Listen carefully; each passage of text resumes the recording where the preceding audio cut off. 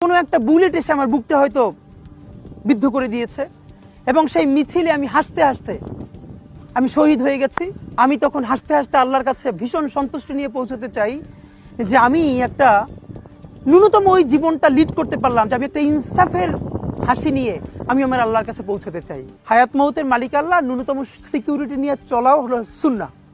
কিন্তু আমাদের লড়াইটা হলো, আমার মা স্বাভাবিকভাবেই কান্নাকাটি করেন, আমার পরিবার সবাই। তো আমি আমার মাকে বলেছি যে দেখো, মানে আমরা যে লড়াই নেমেছি, আমার একটা মনে হয় কি কোনো রাজনীতিবিদের না বাসায় মৃত্যুটা হইতে পারে না, এটা কোনো ভালো মৃত্যু না।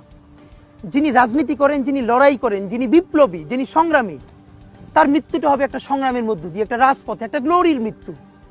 আমি তো ভীষণভাবে প্রত্যাশা করি, আমি ছোটবেলা থেকে এই স্বপ্নটা দেখি, অনেক জায়গায় বলেছি যে একটা তুমুল মিছিল হচ্ছে অন্যায়ের বিরুদ্ধে, সেই মিছিলের সামনে আমি আছি, কোনো একটা বুলেট এসে আমার বুকটা হয়তো বিদ্ধ করে দিয়েছে এবং সেই মিছিলে আমি হাসতে হাসতে আমি শহীদ হয়ে গেছি।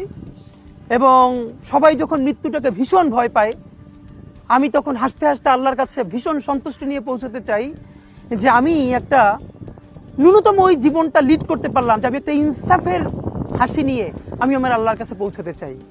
সুতরাং আগামী 50 বছর বাঁচলাম, কোনো ইম্প্যাক্ট তৈরি হলো না আমারই দিয়ে, দেশের জন্য, রাষ্ট্রের জন্য, উম্মার জন্য, জাতির জন্য। কিন্তু আমি ধরেন 5 বছর বাঁচলাম, সেটার মধ্য দিয়ে যদি আগামী 50 বছরের ইম্প্যাক্ট তৈরি হয়, তাহলে অনেকদিন বেঁচে থাকায় কি সাফল্যের বলেন? শহীদ প্রেসিডেন্ট জিয়াউর রহমান কয়টা দিন বেঁচেছেন, কিন্তু ভাবেন আজকে পর্যন্ত উনি আমার অনুপ্রেরণা।